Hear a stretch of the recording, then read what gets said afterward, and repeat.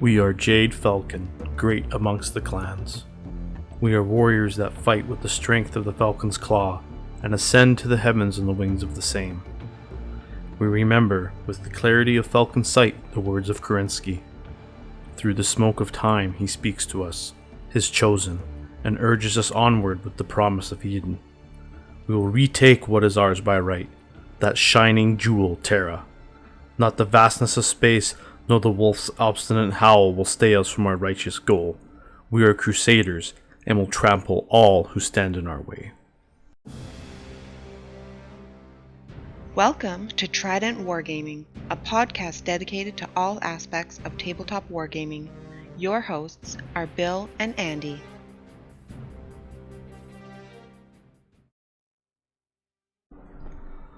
Welcome back, mech warriors and bondsmen. I'm your host, Bill, and I'm joined with my other host, Andy. How's it going, guys? And this is episode 29, and this one's all about that sweet, sweet Battletech. This is the weekend Batchall episode, and we recently got to throw down some Clan Jade Falcon versus some Clan Wolf style, and it was pretty sweet, I have to admit. Oh, for sure. It was a lot of fun. It was it's definitely good to finally take our freshly painted mechs out for a spin. Oh, yeah. Yeah, so, it was awesome. No, it was pretty good. We went and pretty much had two mechs each, right? So yeah, battled it out because this is pretty much your second time playing it. Yeah, and I know you tried one mech, and this time we went with two, but I'm sure we'll go into that a little bit here in the episode. For sure. I guess kicking things off, like what's new with you? Hobby stuff. What have you been working on? Getting any projects done? Today especially, yeah. I went pretty hard working on my my Inner Sphere Lance, actually, my Layering Guard for House Steiner. So I was finally able to get 4 of those mechs done, and ended up getting another 5 mechs kind of mid-stage, same kind of paint job, and I'm sure you guys will see those soon enough. Very nice. Other than that, besides Battletech, just a little bit more bolt action, a little bit more some heresy stuff. The librarian I was working on too, and you'll see that as well. Other than that, yeah, just kind of plug it along with a little bit of everything. So, how about you, Bill? What about you? What do you got going? Hobby-wise, it's been fairly productive, I have to admit. I've recently completed the first of many Legion Saber tanks. I know I posted some pictures about that, and the second one is well underway. It's actually surprisingly quick once you kind of get all the colors nailed down. I know I went into a little bit of detail on the Instagram and Facebook post there about, does anybody else struggle when they're painting a brand new unit and they're placing the colors on the tank or model, and they're really trying to kind of figure out how they want to paint this thing, how they want it to look overall. And I know that for me, it always takes a little bit longer the first time, just because you are trying to kind of just crack the code, right? You're trying to see how you're going to get it all painted up and what it'll look like, what the colors look like.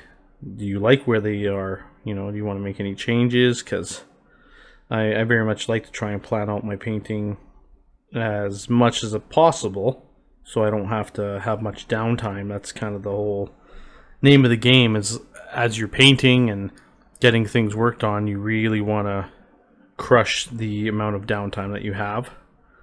So, for sure. Yeah. And it's interesting that you said that, because with this Lyrian Guard that I just finished, for me, when I'm painting that first model of the unit or whatever, right, of the army, that first one is always my test subject, right? And on my mechs, it was a Marauder that I had, I ended up putting actually it was 4 mechs that I did it. I ended up adding a color onto it in certain spots, and at first I was like, okay, it's not bad, it's okay. But the more I looked at it, like I just wasn't pleased with it. So I went back and changed it. Started from that certain stage I was at, and then I realized, okay, you know what? It was too much. I'm going to go with these colors, and then I'm going to add just small little markings of a different color. And when you see the pictures, you'll see it on the mechs. But it really, really brought them out for me and really gave them that little touch, of, oh, hey, there's a little bit of a different color there, but it's not something that's sticking out, like a sore thumb kind of thing, right?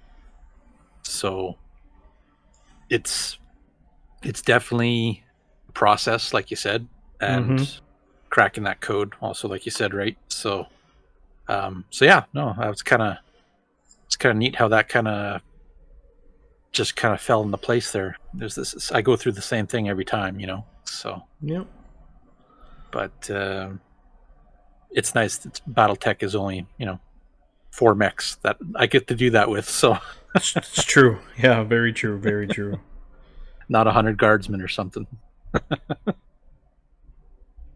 Very true. Yeah, other than that, I've started working on my second Clan Jade Falcon Star. That's kind of the big ticket item right now. It's just to get that all done up, because I'm looking forward to, having some bigger matches, a little bit of clan-on-clan action, or even, some clan invasion action. So that's definitely been a big thing. Soon. Oh, yes. Oh, yes. Definitely soon. That's the beauty of Battletech, is you can just play it outright. You can play it with a storyline. I've mentioned it before, even on our first Battletech episode. And, there's a lot of source books out there, which Bill knows I've been going crazy and scooping up a whole bunch of them. Mm-hmm. But, we want to play that grudge match with Jade Falcon and Clan Wolf. Well, we can do that. We can do it on our own and do our own story kind of thing. Or, you have the source book that has a lot of info and a lot of characters and what, mechs and forces that they used, and even scenarios for missions and stuff, which is pretty cool. So can't wait for that. I think the book is Falcon and the Wolf. I think I mentioned to you earlier. Yeah. It was one of the books I had way back when I first played Battletech, and I guess that's where the love for those two clans kind of came in, right? Plus, of course, the cartoon, right? So, oh yeah. So it's going to be super, super fun to do that, and especially with the community that we have, right? So going forward, before we start talking about community and whatnot, our match that we had recently over at our friend's place there at Phil's place. Yeah. So that was a pretty interesting match that we had. Lots of stuff learned. Yes, it was a brawl fest, I won't lie. Yes. One of the things, this being very, very green in Battletech, I really wanted to start playing around with different variants. Mm-hmm. So I used 2 variants on the mechs that I've never used before, and I was actually running a Mad Dog and a Hellbringer. So I ran a Mad Dog Double D and a Hellbringer M, and a lot of fun. We were rocking out full battle value. I ended up paying the extra to have them as 3/4. Yeah. It was a lot of fun. I was a little undertunned size-wise in that match, but it didn't really feel bad or one-sided or anything. I really do think the battle value is a pretty solid number to keep things relatively balanced, which is nice. Oh, I find that for sure. I played in the last, I don't know, few weeks. I've had, I think, about maybe 4 games now, and each different battle value level, and playing both clan and inner sphere, and yeah, it's definitely the way to go. You'll notice the different tech and era will affect that battle value. Plus, of course, upgrading your skill points, your gunnery and piloting skills. Mm-hmm. As you know, it takes a big chunk out of it, right? Oh, it sure does. And the neat thing is you can go to the Battletech master unit list that Catalyst has, and you can find the mech you're using, and you can put and adjust and pay for your skills that you want upgraded, and it'll actually give you your new battle values. So that was pretty cool. We kind of learned that in the last couple of weeks. Yeah. But yeah, you had, like you said, you had your vulture, Yep. or your mad dog, and then your other mech there you had as well, Hellbringer, Loki. Yeah. Like they both, they had some good firepower on them, right? And that's a 65 ton mech, and then you're facing my Mad Cat and or Timberwolf and Gargoyle Man of War, and I had the higher tonnage on you.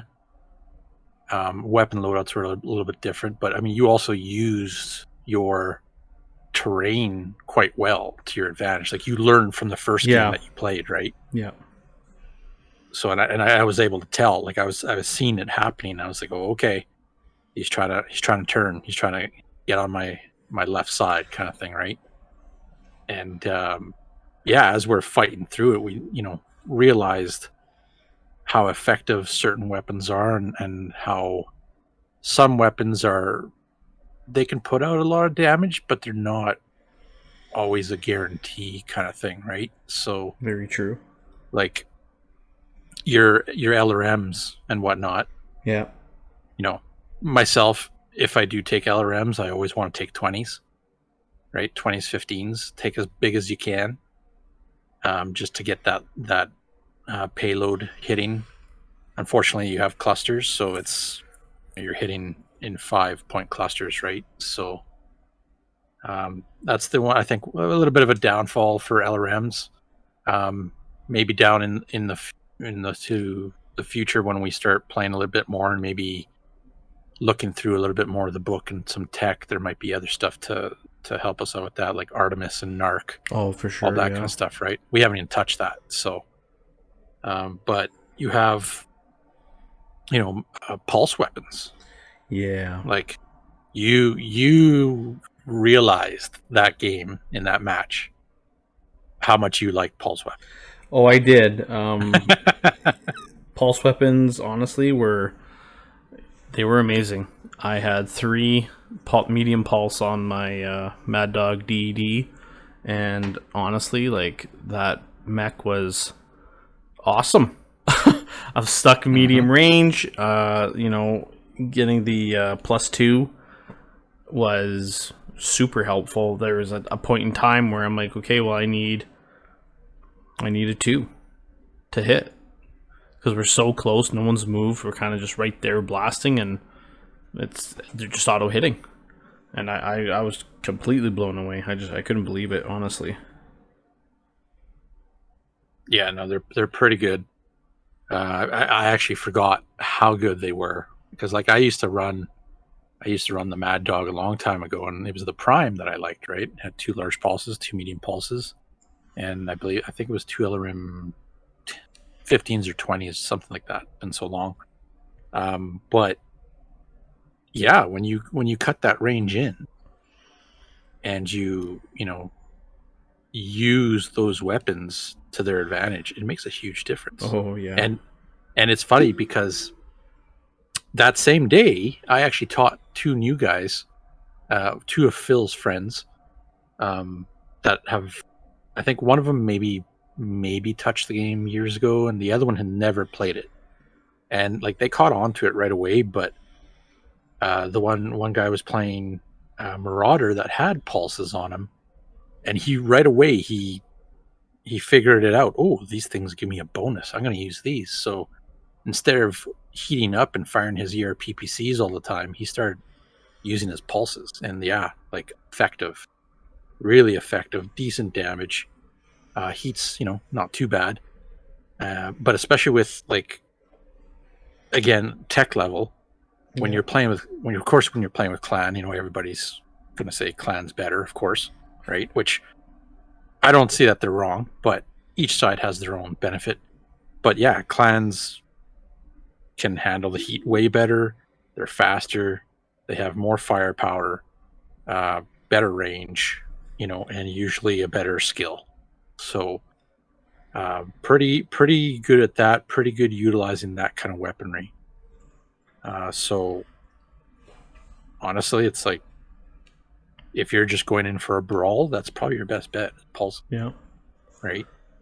And you're going to notice there's a lot of mechs out there that utilize that strength of pulses and stuff. But yeah, like that battle, because when we started firing at each other right off the bat, it was pretty cool because we kind of stuck with not even saying it, but we kind of stuck with like the clan honor, right? One target each, and we kind of just, each mech kind of faced off against each other, right? Yeah. Until one was destroyed. That was pretty cool. But you also got to see the fact that doesn't really matter. It matters in a sense how big your mech is, but when you're fighting in the same kind of weight class and you're very close in tonnage, it really could go either way. Oh, it could for sure.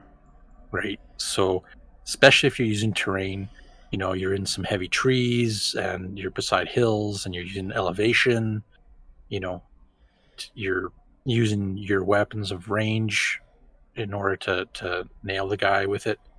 And then if you decide to close range, well, hopefully you have some heavy hitters for close range when you're fighting. But yeah, like it was good at the beginning. We traded shots. We started closing range.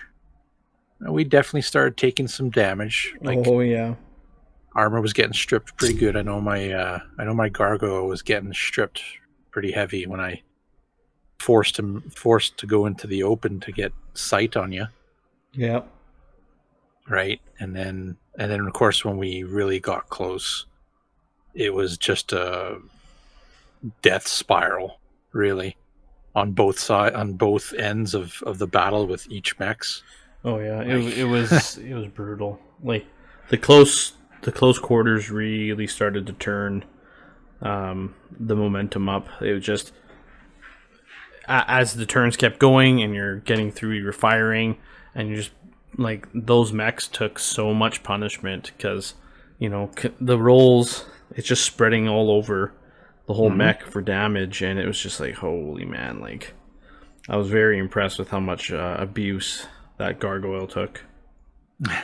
Not to mention that mad dog was getting beat up pretty good and still was holding it together. So well, yeah, it got to a point, and of course we're not going to leave you on a cliffhanger with the result of the match, but when we really closed the gap between us, your vulture was really trying to work that one side, my left side, because you knew I was hurt there. Yeah. Right? So you're really trying to force the shots to hit that side, which is tactically really smart. Yeah. Right?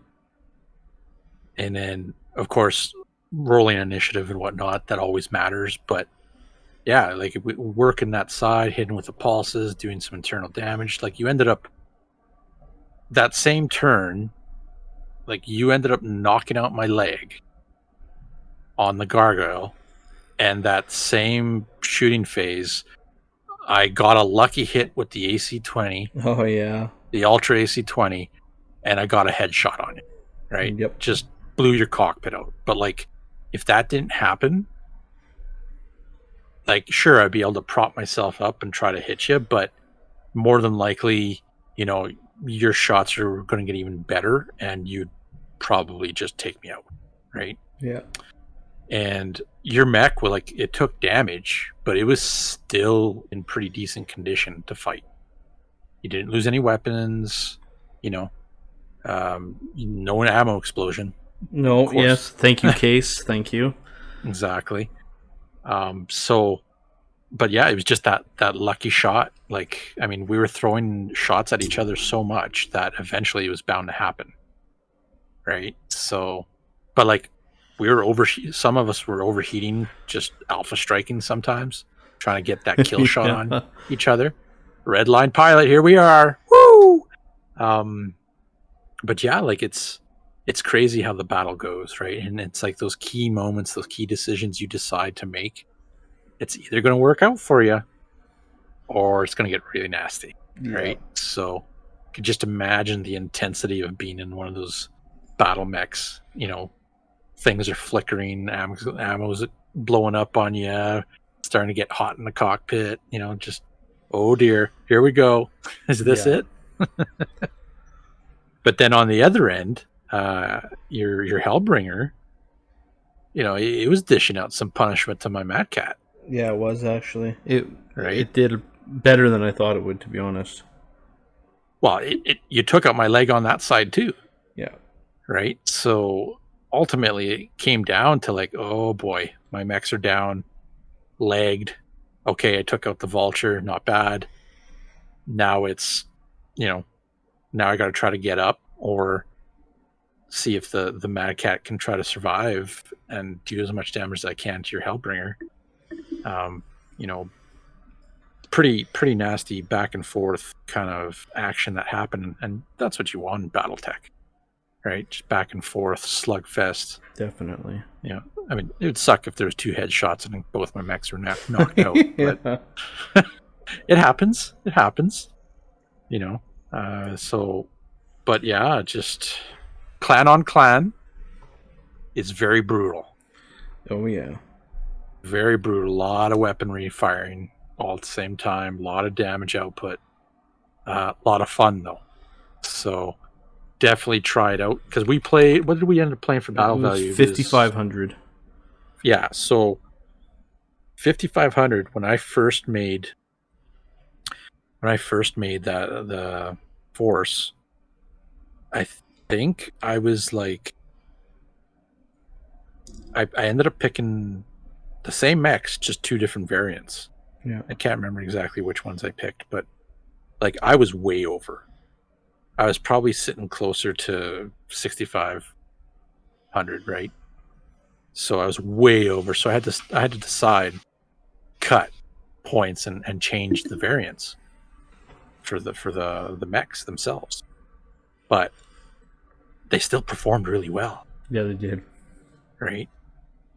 So it's pretty cool, because we pretty much had 3 heavies, 60, 65 ton, 75 ton, and then an assault at 80 tons. And yeah, the fight was really, really balanced. The map wasn't too bad either. We had one of the newer maps that they had, and decent coverage. There's some trees, a couple different levels of hills, so you got to see how that worked out and the rules and whatnot, right? Yeah. Especially with line of sight and cover. Like, that's always a little bit tricky. So, but going through the motions, yeah, it was good. I know you enjoyed it quite well. Like, we've been playing a lot of, Mech Warrior Online and stuff, so it's always been the idea of playing it, and then, now that there's like a big resurgence of Battletech happening, now's the time to get in and get dirty and play and absolutely just experiment. And we've only touched, I believe it was Successor War, and the Clan Invasion era. Yeah. Right. So I mean, those are kind of my favorite eras myself, to be honest. But and there's tons of mech, there's tons of different tech.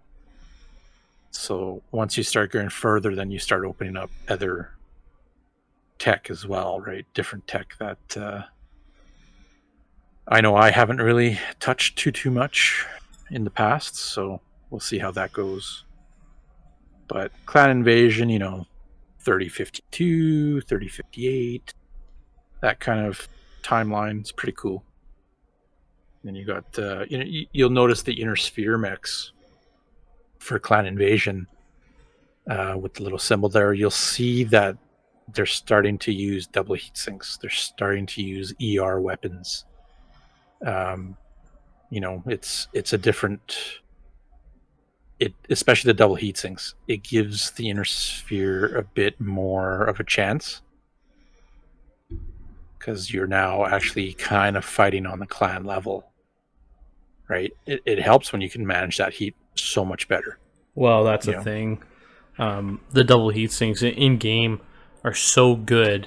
In my particular case, the Hellbringer was rocking 12 double heat sinks, so it was 24. And then my Mad Dog Double D was 26 in total. And it was awesome. I was able to pretty much alpha strike everything and generate nothing. Or I was still a little bit hot, maybe by 1 or 2 points. You alpha strike everything, and yeah, you only go up another 1 or 2. It was easy to manage the heat on those bad boys. It's funny. I still have the sheets here. Nice. I just pulled out the sheets. But yeah, managing heat was not an issue at all. Yeah, and then the match before that same night that I played, I was playing inner sphere mechs, and I think I was overheating every turn to the point of I'm getting +2 modifier to fire, shut down on avoid on a 4+, right? But with the clan mechs, they're definitely beasts. So because I had the Timberwolf C, 2-year larges, 2 LR15s, an Ultra AC5, and a ER medium laser. And then my Gargoyle C had the 6 ER medium lasers plus the Ultra AC20. I know when I mentioned the 6 ER mediums. Yeah, I was like, I oh, looked across, what? You're like, oh boy. Yeah, I knew I was in for a little bit of a beating. Yeah. But looking at the sheet, I'm looking at it, and my Warhammer, Man of War, both arms had 2 to 4 armor points left on it. Both torsos armor was stripped. Center torso had 9 armor left. The leg was blown off. So it took a pounding, right? And then the Mad Cat, left arm armor, left torso, and left leg armor's all stripped, and of course left leg was blown off. So lots of hits. You did 3 criticals on the left arm. That was crazy. But yes. A lot of fun. I Yes. definitely recommend anybody listening, try the game out. Get into a group, try it out with a couple friends. I know we will be playing a lot more for sure, and showing it, on our Instagram and Facebook a lot more. Honestly, I'm still in love with the whole universe. I'm still in love with the game, even though it's been eons since I played. So it's fun, and the mechs are really cool looking and easy to paint. So yes, it's huge, right? Double bonus. It is a double bonus. I think people don't realize exactly how far the game seems to have come. Back in the day, I do remember seeing Battletech, and I wasn't very interested just because I didn't really dig the models. But the way that they've relaunched and the new line of models that's out, it's quite nice. Oh, it is. Definitely is. Nice. I had a lot of those older mechs from the really, I'm gonna say, cheap plastics that you got in some of the sets, you know, in the 90s, early 2000s. It was the 90s, guys, you know. Come on. And and then you had the pewter, which were super, super old models, which you can still get, and there's still people that love them, you know, which is all good. It's cool. But yeah, the new plastics that they're doing, it's probably what has made the comeback for them. I think so. Right? They kept the classic looks, but they've updated them and they look slick. So check them out. Yeah. There's more coming. I can't wait for my Kickstarter this month, hopefully. I may have just jinxed it, but apparently it's supposed to be late August, so... Yeah, if you're delayed in Kickstarter land, just blame Andy, because yes, he's jinxed it. Yeah. I don't think I have to worry about that. Mm-hmm. But overall, props to them for bringing out all this stuff, and like props to the player base for supporting it, because yeah, holy smokes, it just blew. Like you can't even get it here in the city. No, it is red hot right now. It's sold out, and there's so many players jumping on board. So many players that we know who play other systems. Yeah. Right? And like mainstream systems. So it's cool to see that, and there's always more people just kind of sliding in, right? So every once in a while we get a message and it's like a picture of Battletech. It's like, yay, right on, another mech warrior. Yep. So, which is always awesome to see. We have been getting some pretty sweet tagged pictures there on Instagram from some of the new followers and some of the new people we've been kind of linking up with, which has been amazing to see. So shout out to everybody who's been tagging us in pictures. We love to see all the pictures, no matter what the system is. Send us pics because we love it. Yep, it's all about tabletop here at Trident. So damn straights, it's the way we roll. So going into like what's to come for us in Battletech, I foresee us and or community probably trying to roll out some kind of either like RPG element or campaign element. Oh yeah, you know, or even like a weekend event kind of thing. You know, it'd be pretty cool to do that.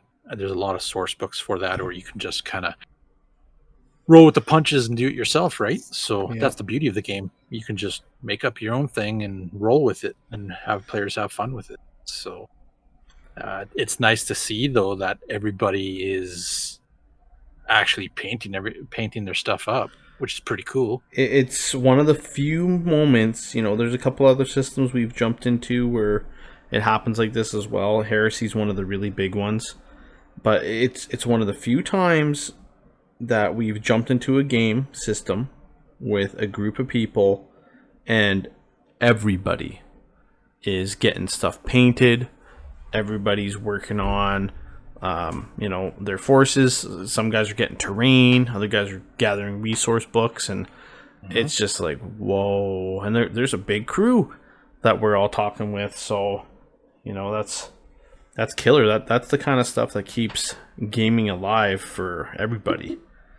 And especially now, during these tough times, and we're just getting out of everything. This is when you want to get together with your fellow mech warriors and, smash on the tabletop and gain a couple bondsmen and, really start to have fun. Make those C-bills! Yeah, if you're a dirty merc, make those C-bills. Yeah, no, it's true. It's true. Like, we had, I think, a lot of fun. I know I had a lot of fun playing with almost every game that I've played actually for Battletech so far, right? Oh, absolutely. It's the one match I had against one of the gentlemen here in the city, I was actually able to bust out my 3D printed terrain. So that was pretty cool. Tried it out and learned a lot of stuff about it because it actually acts a little bit differently than, you're fighting in a city compared to fighting in the outlands with a whole bunch of hills and canyons. It acts differently.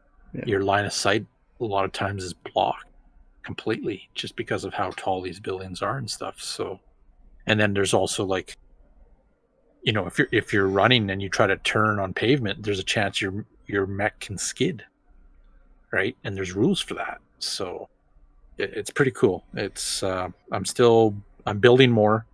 Got a lot of files. Building more, but I'm trying to kind of finish off Trinity City, is the name of the terrain. Trying to finish that off to a point where like I would be able to actually have a full board done up where multiple players can play on it. So get that all built and then start painting that stuff. I also have industrial stuff. And I ended up getting a lot of the hill packs as well. So it'd be pretty cool to see the 3D stuff out there. Mm-hmm. On the maps, stuff like that. So I know a couple of the other players in the community have gotten some 3D, either 3D printed or foam kind of hills and stuff that they've had out there in the past. So pretty cool. But as for, game days and little events, it's really nice that all the players come out and like they all have a great time playing it. They get to experiment stuff, they get to try stuff out.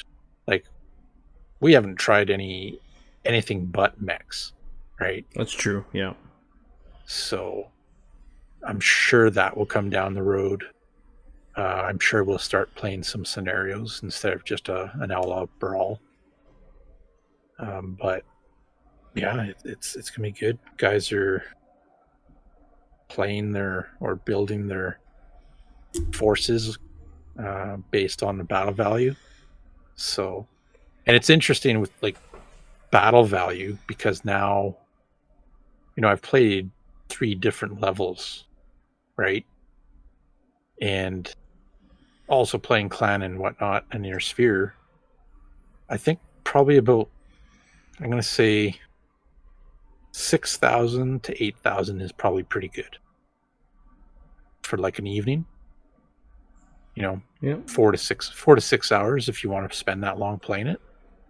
I think if you start going higher than that, you'll end up starting to spend that money upgrading your skill points, your gunnery and your piloting, just to chew up those points. Otherwise, you start getting like these large forces, and games can take you a fair amount of time. So I know. But go ahead. Sorry.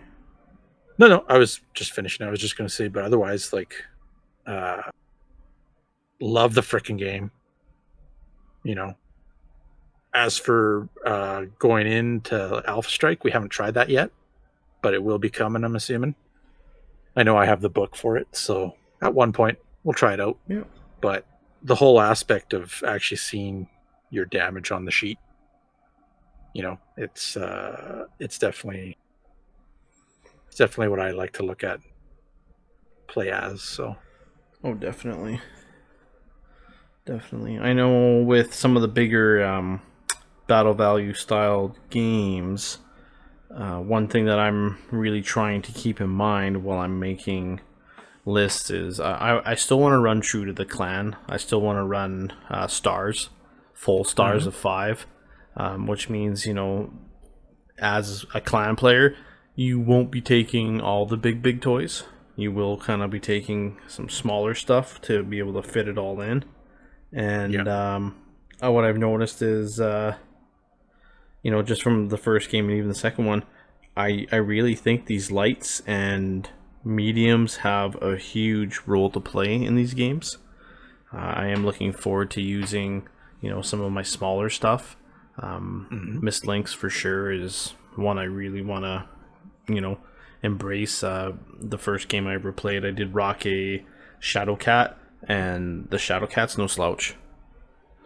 It's It it's a pretty good mech. At the price point, it shouldn't be a slouch. No, yeah, well, it's not cheap either. Yeah, it is expensive. I think at the time the Prime, I want to say, was like 2130, something around there. Roughly that, probably. Yeah. So, Just has some bigger weaponry and like also equipment on it, right? So yeah, and the mobility, right? It's a cool. Oh, a yeah. cool mech. Yeah, it's pretty good. It's a pretty good one there. They've definitely, like, I don't know, clans are just a whole other world. And I've noticed, you know, some of the players have already noticed. Yeah, I like the clans better, right? Yeah. So, which is cool. I mean, I really like my inner sphere myself. Don't get me wrong, I love both sides. So I'll play either or, which is pretty cool. Getting stuff painted up, even cooler. Yeah. So it'll be a lot of fun. A lot of fun to do. And not to mention, like Phil, our buddy Phil there, Yeah. he's actually has gotten a lot larger models as well. I can't remember exactly what scale he went, but I ended up getting a Warhammer. Oh, what, 6-inch? 6 to 8 inch or so? Yeah, something like that. I think the Warhammer might be like 8 inches, but really cool. 3D printed, but really awesome looking. And eventually, we are going to try playing Battletech big scale. Yeah. So more than likely, it's going to be like 1 or 2 mechs each, right? So we'll have to figure that kind of stuff out. But pretty cool. It's a whole other aspect to the game too that you can do. And the beauty thing about it is, okay, so you don't have a big space to play with hexes for those mechs, but they do have conversion rules to play with measurements and whatnot. So there is that, plus I'm sure Alpha Strike, you can use that as well. But it's pretty cool to see. And, I'm sure I'll be ordering some more down the road. Get some more printed. Yep. And that's the thing too, is like there's a lot out there for that too. You can get a lot of mechs printed right now that are from different different resources. If you like MechWarrior Online look, you can get those mechs. Or if you are liking the Catalyst look that's coming out, well, they're coming out with stuff, in the next little bit here for Wave 2. So be prepared for that. And then, of course, the nice thing is it's so cost efficient, the box sets and stuff, that it's best bang for your buck, really. Getting the mech packs and whatnot. So Yep. Well, what was it? Pretty much jumped into the game blind. And like when I mean blind, like honestly, like I knew a little bit about the lore. I watched the cartoon back in the day. I used to be a Steiner sympathizer, and then I grew up, did some reading, and figured out, wow, like clans are the way. And but basically, yeah, jumped in, spent $50 on my 2 stars. I got the clan command and the heavy striker, and like showed up my first game, not any clue, and by the end of the game, we knew how to play. Exactly. I'm starting to look at other resources too now, some source books. Really kind of dipping into it and enjoying the process. Yeah, it's one of those games, it's I've noticed that the guys in our community that have had no clue of it, the guys that have jumped in are going in full bore. Yeah. Right? There's like super hype right now for Battletech. So, if you're in the Edmonton, Alberta area, come on down, hit us up, check us out. We will have pictures. There will be games happening. And then of course there's groups around town that play right in different stores, so pretty cool. But yeah, I think next, we're going to continue on Steiner for now. Yep. I do have plans to add another star of clan mix. Probably put a dire wolf in there or something like that. Oh, nice. Yeah. So, but I remember I was talking to you about checking out maybe a different faction. Yeah, that's kind of where I was starting to look too, right? Like, don't get me wrong, I'm a loyal Clan Jade Falcon mech warrior, but I also would like to be able to have the opportunity to play in Succession War era as well. So might have to pick a house, and maybe one of the less popular ones, and jump in. It's nice having a lot of people playing, because a lot of people are playing so many different factions. It makes it fun when you're on the board and seeing all these different mechs in their different colors, and it really sells that immersion for me. That's kind of one thing I've always really liked. Well, you know me, I'm always looking at the factions that you see all the time. Yeah. And there's always the one that really sticks out to me. And yes, usually they're blue and white. It happens to me all the time in every game I play. But the nice thing about Battletech is you don't even have to do that. It doesn't even matter. No. You can paint your mix up any way you want. You can play a merc group of your own making, or a force of your own making. It doesn't matter, right? And that's the nice thing. Like, your mech could have, ACs on it, and you painted them up like lasers. It doesn't matter, right? So, yeah, it's a pretty neat game for that. It has some nice models, paint jobs. You just have to look on the internet. You'll see tons of it. It is interesting, just to touch base on what you brought up there. There is no WYSIWYG, and for what people are like, what is that? WYSIWYG's an acronym for what you see is what you get, which is very popular in a lot of tabletop games, like such as 40k or 30k, bolt action, stuff like that. So, when you have the freedom to pick whatever variant you like, paint the mech that you've got, and you can play it as like literally whatever you want. It is it's quite a lot of freedom, actually. Yeah, it feels nice. So, and the nice thing too is, like, in the source books, there are mercenary source books, right? There are house source books and clan source books that actually do have the pictures and whatnot for the colors and stuff. So, if you're old school and you like having the books, and that's where you get a lot of your stuff from, then it's out there. The internet obviously has a lot of resources, a lot of pictures. Yeah. You can find a lot of that good stuff out there. So, well, nice thing too is it's on the Catalyst Games site itself, where you can buy them for fairly cheap, if I recall. Yeah, I've bought quite a few PDFs now. So, I found myself, like, with having so many books with so many different systems, it's kind of time to start having digital stuff. So go to the digital age. Yeah, digitized. That was from Captain Power. I know.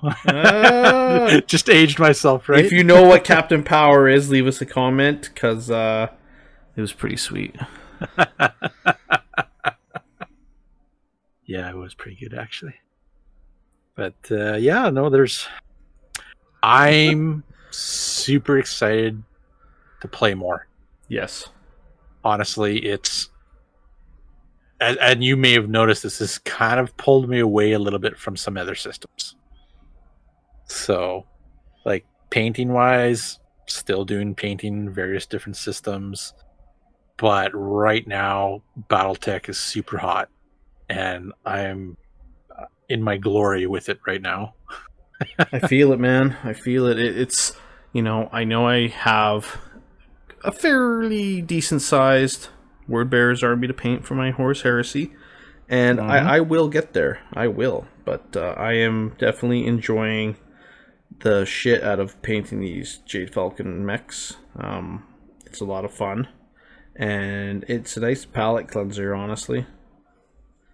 No, definitely is, and they're so easy to do, right? Yeah, So. it doesn't take long at all. Like, you crank out a good full solid star or lance, depending on your allegiance, within a week. And I'll spend sometimes a week on 5 to 10 models, but lately it's been a lot faster, just because we've been painting for so long, and we've been doing the challenges and just trying to really crank out our own personal stuff, that it is getting faster. I'm finding ways to, and I won't shy away from it, I'm finding ways how I can cut corners, keep the quality consistent, and yet bring the time down where I have more time to paint. So it's kind of it's been a win-win that way. No, for sure, and even with these models, even little imperfections, you can turn into battle damage. Oh yeah, right.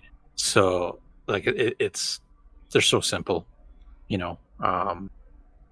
it's nice that you can do that with this game, like, and myself, I've really come to the fact that I love that streaking grime from AK Interactive. Oh, it is and good. It's probably my go-to for everything now. Yep. I love the way it looks. I love the way, just how it works, like how you take it, put it on your model and take it off, kind of thing. And it's quick. It's super quick. I'm able to apply it with just a brush. You can do an airbrush as well. There's a little bit more, caution things that you have to put on, just to protect yourself while you're doing that. And then, of course, protecting your equipment as well. Yeah. But it's such an easy thing to do that, anybody can do it, and stuff looks great. Just trust me, it looks great. Yeah. But, going forward, especially with these mechs, I'm excited to do some other colors, pull away from what I'm working on right now and try different colors. So with that, it also helps me start to integrate it with the other games and the other models, but I can go on with painting here too. But a little bit of a thing here now. So I know your second star you're doing, you have one mech that's a different color. It is. It's a summoner. summoner. Yeah, and it is a red summoner. Yes. So, am I looking at an invasion of Somerset down the road? Indeed you are, McWarrior. Indeed you are. With, of course, none other than Nikolai Malthus leading the charge. Oh, for sure. No, I think that's going to be a lot of fun when we do that, because I'm actually planning on trying to get the Somerset Striker models. Oh, and paint them like the show? And paint them like the show. Oh, dude. Yeah, exactly. So good.